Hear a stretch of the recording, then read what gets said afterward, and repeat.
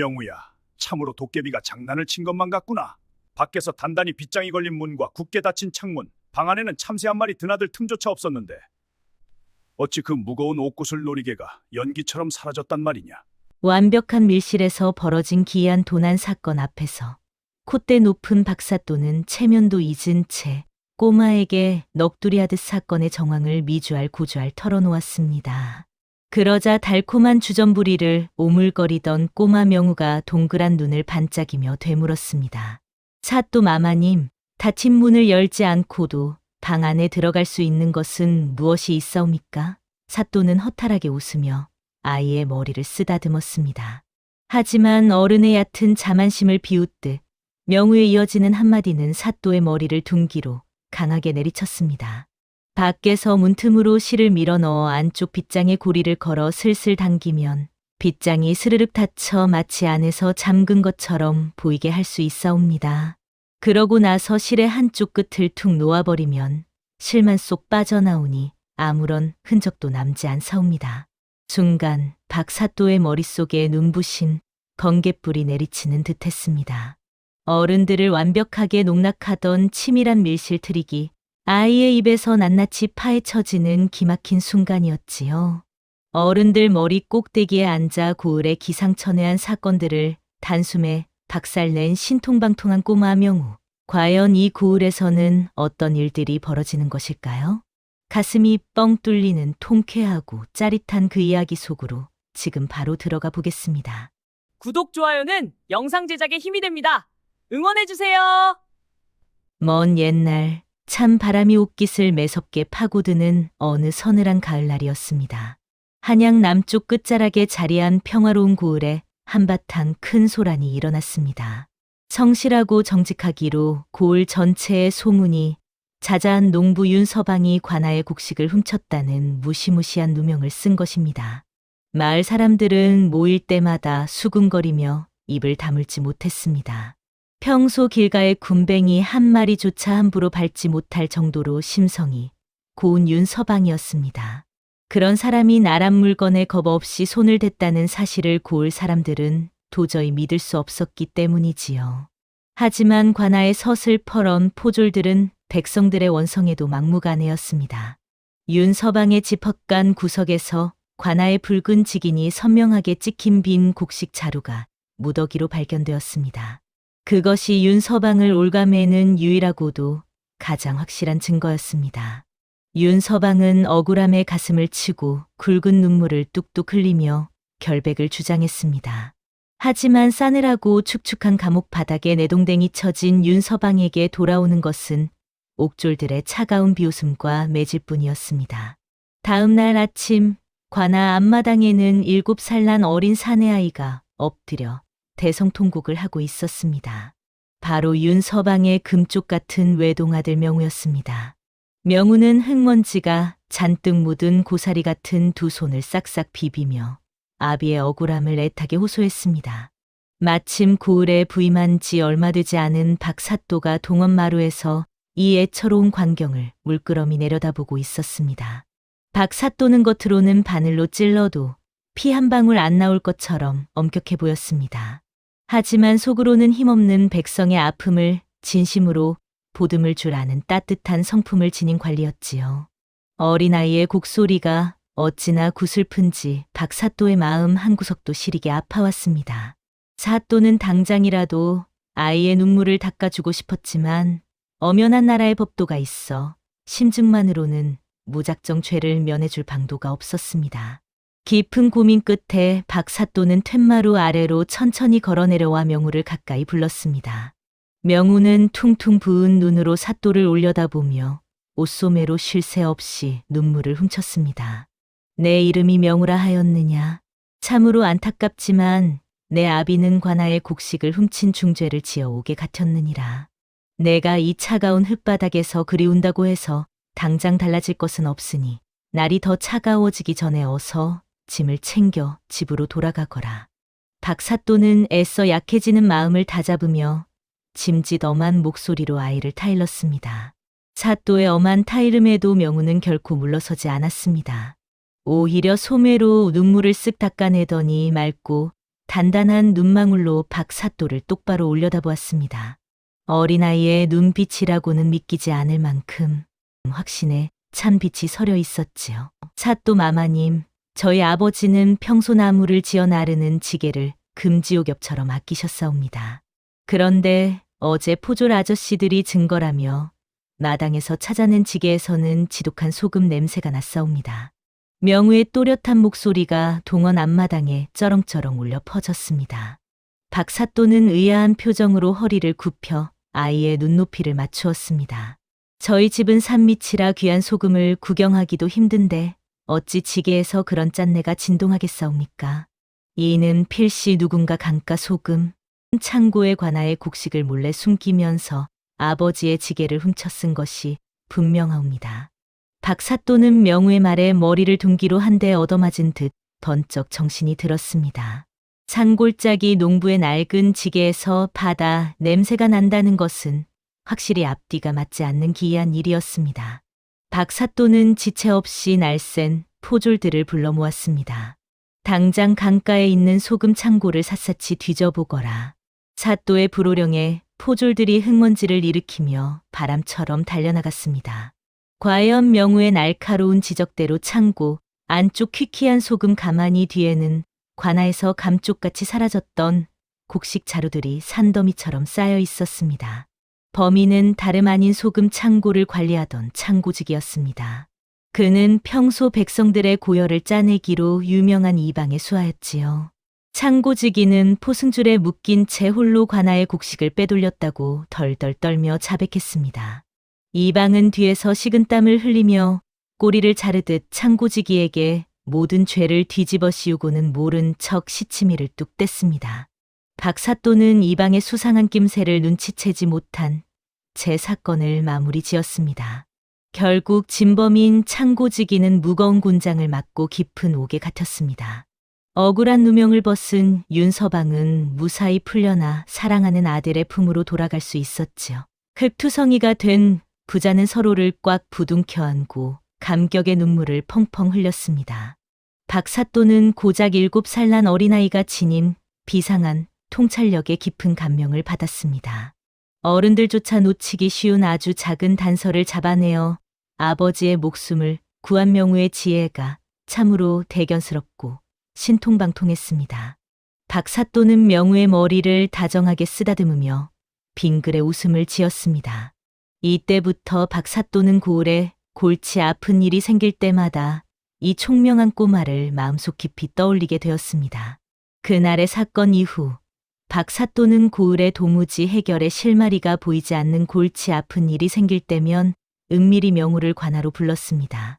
어른들의 딱딱한 관청 분위기에 어린아이가 겁을 먹고 위축될까 염려하여 사또는 늘 소매 속에 달콤하고 말랑한 주전부리를 챙겨두는 것을 잊지 않았지요. 어느 날이었습니다. 고을에서 가장 부유하고 콧대 높기로 소문난 최진사의 집에서 대대로 내려오던 귀한 옥구슬 놀이개가 감쪽같이 사라지는 해괴한 사건이 발생했습니다. 그 놀이개로 말할 것 같으면 한밤중에도 푸른 빛을 영롱하게 뿜어내는 천금보다 귀한 보물이었습니다.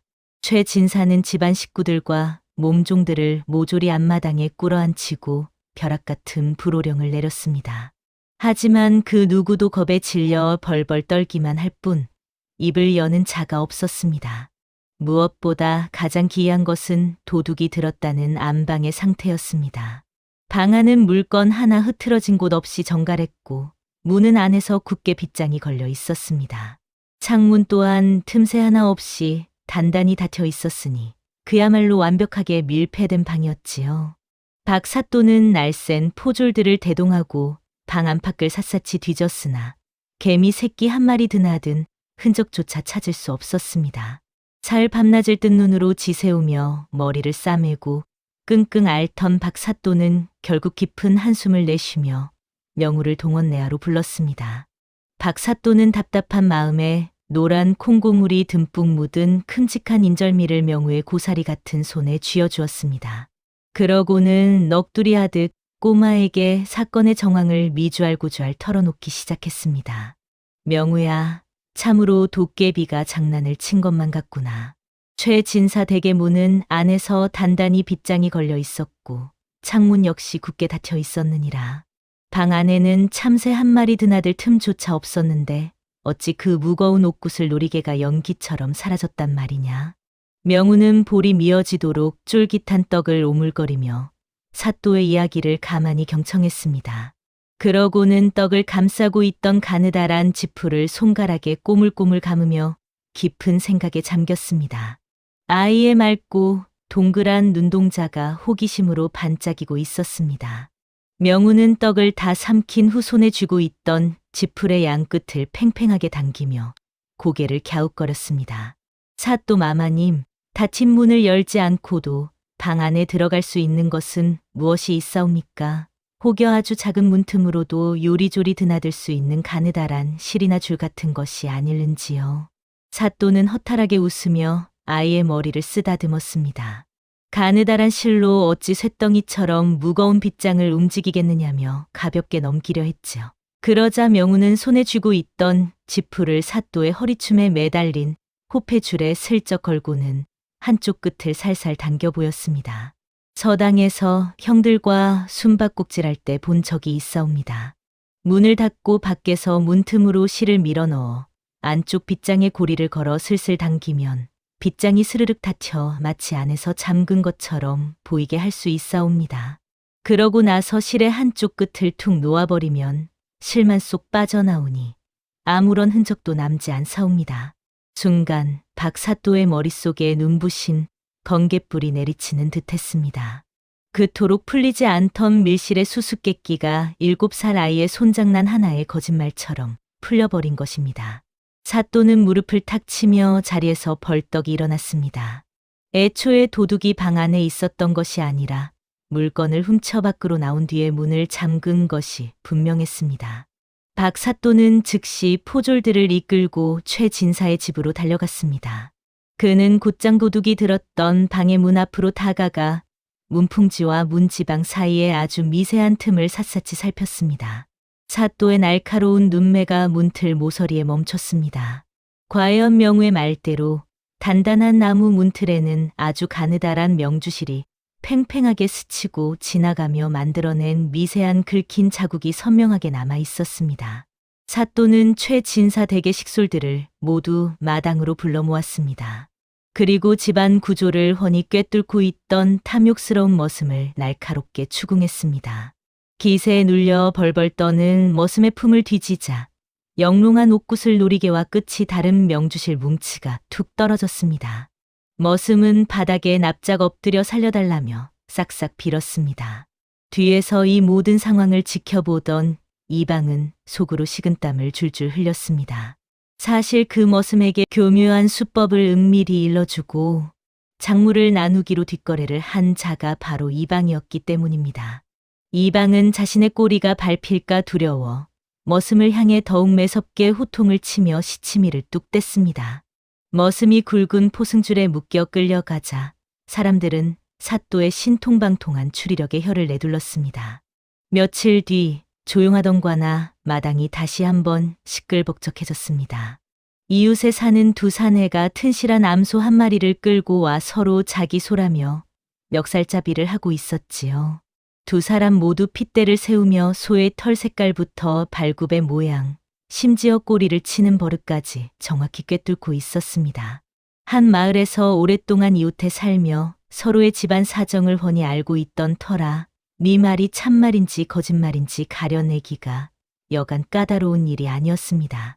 박사또는 이마에 깊은 주름을 잡으며 고심했으나 뚜렷한 판결을 내리지 못하고 해를 넘길 판이었습니다. 결국 사또는 또다시 7살배기 꼬마 조력자 명우를 불렀습니다. 이번에는 겉에 하얀 분이 뽀얗게 내려앉은 쫄깃하고 달콤한 곶감이 명우에 앙증맞은 두 손에 쥐어졌습니다. 박사또는 두 사내의 엇갈리는 주장을 낱낱이 설명하며 길게 한숨을 내쉬었습니다. 명우는 입가에 하얀 곶감 가루를 묻힌 채 곶감을 꼭꼭 씹어 삼키며 이야기를 가만히 들었습니다. 이윽고 아이가 해맑게 웃으며 입을 열었습니다. 사또 마마님, 저희 어머니는 제 아무리 맛있는 음식이 생겨도 당신 입에 먼저 넣으시는 법이 없사옵니다. 언제나 배고픈 자식에게 따뜻한 밥을 먼저 챙겨주시지요. 비록 말 못하는 짐승이라 할지라도 마찬가지가 아니겠사옵니까? 자기를 진심으로 아끼고 배불리 먹여주는 사람을 진짜 어미처럼 따르는 것은 세상에 당연한 이치이옵니다. 명우의 단순하고도 명료한 한마디에 박사또는 무릎을 치며 깊은 깨달음을 얻었습니다. 그는 당장 포졸들을 시켜 관아 마당 양 끝에 두 사내를 멀찍이 떨어뜨려 세웠습니다. 그리고 각자 암소가 가장 좋아하는 신선한 여물을 손에 들고 소의 이름을 애타게 부르도록 명했습니다. 관아 한가운데에 놓인 암소는 잠시 두 사람을 번갈아 쳐다보았습니다. 그러더니 한치의 망설임도 없이 자신을 진정으로 아끼고 따뜻하게 보살펴준 진짜 주인을 향해 어슬렁어슬렁 걸어갔습니다. 소는 진짜 주인의 손에 든 여물을 덥석 받아먹으며 커다란 머리를 연신 부비적거렸습니다. 그 뭉클한 모습을 지켜보던 가짜 주인은 결국 다리가 풀려 털썩 무릎을 꿇고 말았습니다. 헛된 욕심에 눈이 멀어 이웃의 소를 탐내고 사또까지 속이려 했던 그는 매서운 곤장을 맞고 옥에 갇히는 신세가 되었습니다. 고을 백성들은 짐승의 진심을 헤아린 사또의 지혜로운 판결에 손뼉을 치며 크게 환호했습니다. 그리고 이토록 기발하고 따뜻한 해결책이 다름 아닌 7살 꼬마의 입에서 나왔다는 사실은 오직 사또와 명우 둘만이 나누는 다정한 비밀로 남았습니다.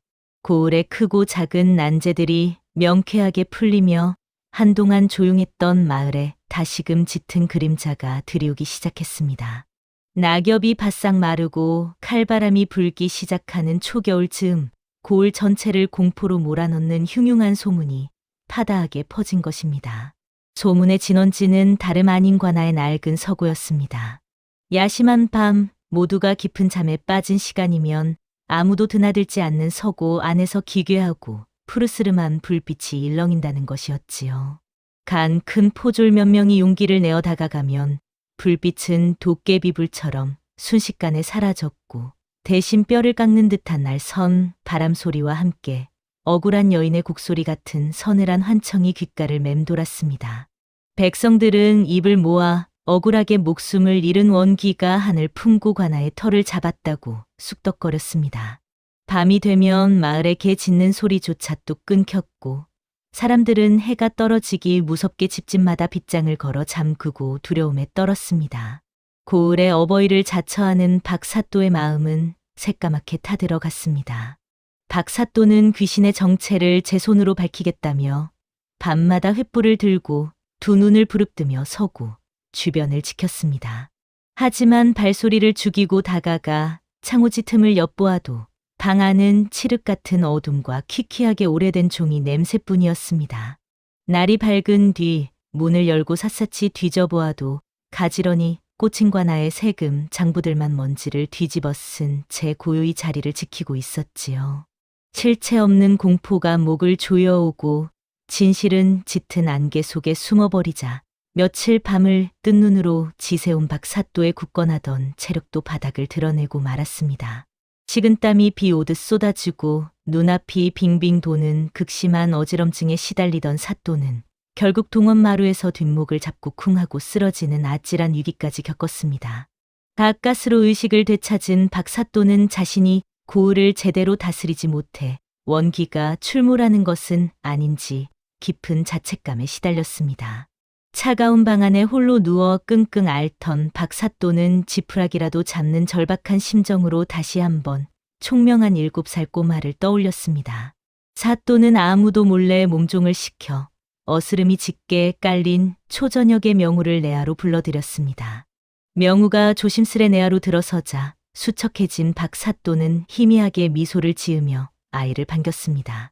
사또의 머리맡에는 옥색 접시에 담긴 달큰하고 끈적한 호박엿이 가지런히 놓여 있었지요. 사또는 엿가락을 뚝 떼어 명우의 작은 손에 쥐어주고는 깊은 한숨과 함께 며칠째 자신을 괴롭히고 있는 서고의 귀신 소동을 남김없이 털어놓았습니다. 명우야, 밤마다 텅 빈 서고에서 푸르스름한 불길이 타오르고 기괴한 곡소리가 들린단다. 억울한 원기가 하늘 풀지 못해 관아를 떠도는 것이 분명한데 내 두 눈으로는 도무지 그 실체를 찾을 수가 없으니 참으로 뼈가 저리고 통탄할 노릇이구나. 노란 엿가락을 길게 느리며 장난을 치던 명우는 입안에 쩍쩍 달라붙는 달콤한 호박엿을 오물거리더니 동그란 눈을 끔벅이며 심드렁하게 대답했습니다. 사또 마마님, 참으로 이상한 일이옵니다. 전설 속에 나오는 귀신들은 밤눈이 무척이나 밝아 칠흑 같은 어둠 속에서도 사람을 거뜬히 홀린다 하였사옵니다. 어찌 귀신이 굳이 촛불을 켜야만 앞을 볼 수 있단 말이옵니까? 오히려 빛을 피해 몰래 숨어들어야 하는 도둑고양이들이나 어둠 속에서 숨죽여 다니는 법이지요. 필시 귀신이 아니라 누군가 밤에 짙은 어둠을 틈타 사람들의 눈을 속이고 몰래 무언가를 헤아리고 있는 것이 분명하옵니다. 그 순간 박사또의 머릿속에 짙게 깔려있던 시커먼 먹구름이 단번에 걷히며 눈부신 벼락이 내리쳤습니다. 귀신이 곡을 하는 것이 아니었습니다. 누군가 관아의 이목을 철저히 피해 은밀히 장부를 조작하고 혹여 사람이 다가오면 들키지 않기 위해 바람 소리를 가장하여 귀신 흉내를 냈던 것입니다. 박사또는 알아누웠던 병석에서 단숨에 벌떡 일어났습니다. 그날 밤 사또는 포졸들마저 모두 물리치고 홀로 검은 도포 자락을 여민 채 서고 근처 어두운 처마 밑에 숨죽여 몸을 숨겼습니다. 늦은 자정이 가까워지자 쥐새끼처럼 은밀하고 조심스러운 발소리와 함께 서고 창호지에 희미한 불빛이 스르르 켜졌습니다. 박사또는 숨소리조차 내지 않고 다가가 창살 틈으로 방 안의 동태를 엿보았습니다. 그리고 그 안에서 벌어지는 참담한 광경에 너무나 큰 충격을 받아 하마터면 비명을 지를 뻔했습니다. 흔들리는 촛불 아래서 탐욕에 물든 벌건 눈으로 관아의 세금 장부를 이리저리 고치고 있는 자는 다름 아닌 사또의 수족이자 고을의 대소사를 도맡아 하던 이방이었습니다. 낮에는 사또 앞에서 간과 쓸개라도 다 내어줄 듯 허리를 굽히던 이방이 밤이 되면 굶주린 승냥이로 돌변해 백성들의 피땀 어린 곡식을 빼돌리고 사복을 챙기고 있었던 것입니다. 첫 번째 곡식 도난 사건부터 두 번째 밀실 도난 사건까지 꼬리를 자르고 유유히 빠져나갔던 배후의 흑막이 바로 이방이었다는 사실에 박사또의 두 눈은 무서운 분노로 활활 타올랐습니다. 한편 뱀처럼 교활하고 눈치가 빠른 이방 역시 심상치 않은 낌새를 눈치채고 있었습니다. 자신이 서고에서 장부를 조작하던 그날 밤 문 밖에서 스치듯 지나간 묵직한 인기척을 아주 예민하게 감지했던 것입니다. 게다가 이방은 관아 곳곳에 심어둔 끈아풀들을 통해 박사또의 수상한 행적을 은밀히 뒤쫓고 있었습니다. 최근 들어 사또가 늦은 밤마다 7살 난 꼬마 명우를 쥐도 새도 모르게 내하로 불러들인다는 사실이 결국 이방의 귓가에 들어가고 말았지요. 이방은 그제야 자신의 치밀했던 범행들이 어째서 번번이 들통날 뻔했는지 등골이 오싹해짐을 느꼈습니다. 융통성 없는 사또의 뒤에서 번뜩이는 지혜를 빌려주던 조력자가 바로 윤서방의 핏덩이 같은 아들이라는 것을 완벽히 알아챈 것입니다. 자신의 검은 꼬리가 낱낱이 밟힐까 두려워진 이방의 두 눈에는 짐승 같은 살기가 형형하게 감돌았습니다. 이방은 눈엣 가시 같은 명운의 가족을 영원한 어둠 속으로 파묻고 모든 것을 부주의로 인한 안타까운 화재 사고로 감쪽같이 위장하기로 마음먹었습니다. 달빛조차 먹구름에 가려 보이지 않는 칠흑같이 어두운 밤이었습니다. 이방은 돈으로 흠뻑 매수한 흉악한 수하들을 윤서방의 낡은 초가집으로 조용히 보냈습니다. 만물이 깊은 잠에 빠져 고요한 삼경 무렵이었습니다. 이방의 수하들은 마른 장작과 집단의 기름을 잔뜩 먹여 윤서방의 집 둘레에 빈틈없이 쌓아 올렸습니다. 그리고 독을 품은 시뻘건 횃불을 사정없이 초가지붕 위로 내던졌습니다. 불길은 마치 굶주린 악기의 붉은 혓바닥처럼 순식간에 메마른 볏짚을 날름거리며 집어삼키기 시작했습니다. 타닥타닥 메마른 나무가 비명을 지르며 타오르는 무서운 소리가 고요한 밤 공기를 처참하게 찢어발겼습니다.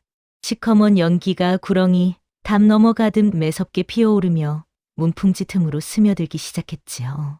방 안에는 아무것도 모른 채 바칠의 고단함을 달래며 깊은 단잠에 빠진 명우와 윤서방이 있었습니다.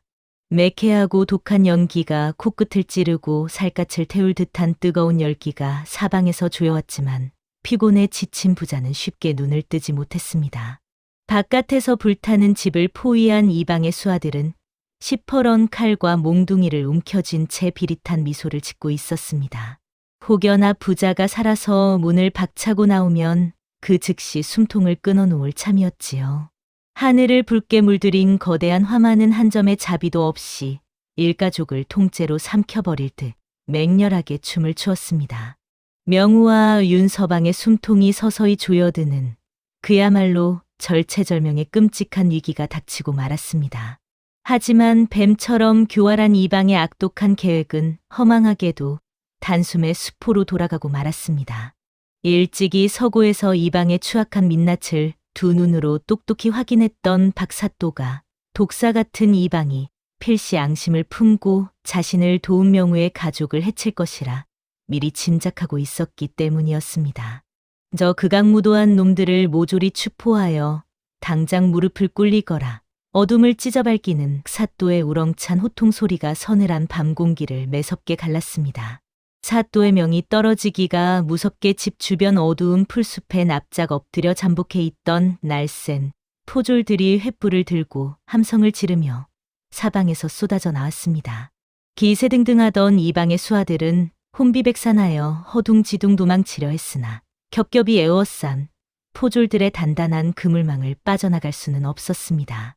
포졸들이 미리 준비해 둔 물동이를 일제히 뿌리자 시뻘겋게 타오르던 불길은 치익 소리를 내며 순식간에 하얀 잿더미로 가라앉았습니다. 매캐한 연기에 놀라 기침을 하며 뒤늦게 잠에서 깬 명우와 윤서방은 천만다행으로 털끝 하나 다치지 않고 무사히 목숨을 건질 수 있었습니다. 다음 날 아침 관아 앞마당은 아침 일찍부터 흉흉한 소문을 듣고 구름대처럼 몰려든 고을 백성들로 발 디딜 틈이 없었습니다. 마당 한가운데에는 굵은 포승줄에 짐승처럼 꽁꽁 결박된 이방이 핏기 하나 없는 창백한 얼굴로 차가운 흙바닥에 납작 엎드려 있었습니다. 박사또는 추상 같은 쩌렁쩌렁한 목소리로 이방이 저지른 낱낱의 죄상을 천하에 꾸짖었습니다. 밤마다 서고에 촛불을 켜고 귀신 행세를 하며 백성들의 피땀 어린 세금 장부를 쥐락펴락 조작한 일, 무고한 윤서방에게 곡식도난 누명을 씌운 일, 최진사 댁의 머슴을 꿰어 옥구슬을 훔친 일, 그리고 끝내 자신의 더러운 죄를 덮고자 죄 없는 일가족을 불태워 죽이려 한 끔찍한 만행까지 모두 만천하에 드러났습니다. 백성의 피고름을 짜내어 배를 불리고 인면수심의 짐승만도 못한 짓을 저지른 내 놈의 죄는 100번 죽어 마땅하다. 박사또의 벼락 같은 불호령에 백성들은 분노와 통쾌함이 뒤섞인 함성을 질렀습니다. 결국 이방은 엉덩이가 짓무르도록 곤장을 맞고 무거운 칼을 목에 찬 채 다시는 살아서 돌아올 수 없는 머나먼 거친 섬으로 비참하게 쫓겨나는 신세가 되었습니다. 탐욕스러운 이방의 검은 소나기에서 마침내 벗어난 고을에는 기나긴 겨울이 지나고 찾아온 따스한 봄날처럼 찬란한 평화가 깃들었습니다. 억눌렸던 백성들의 얼굴에는 오랜만에 환한 웃음꽃이 활짝 피어났지요. 그로부터 십수년의 세월이 강물처럼 유유히 흘렀습니다. 떡잎부터 남달랐던 총명한 7살 꼬마 명우는 어느덧 학문과 무예를 두루 갖춘 늠름하고 훤칠한 청년으로 장성했습니다. 낮에는 산속을 누비며 무예를 갈고 닦고 밤에는 흔들리는 호롱불 아래서 책장 넘기는 소리를 멈추지 않았지요. 그 지독한 노력과 선천적인 총명함 덕분에 명우는 한양으로 올라가 당당히 과거에 장원급제하는 큰 영광을 안았습니다. 그의 올곧은 성품과 비상한 지혜를 단번에 알아본 임금은 명우에게 둥근 마패를 하사하며 백성들의 억울함을 풀어주는 암행어사의 중책을 맡겼습니다. 어사화를 꽂고 금이환 향한 명우가 가장 먼저 발걸음을 향한 곳은 바로 자신을 믿어주었던 평생의 은인 박사또가 있는 관하였습니다.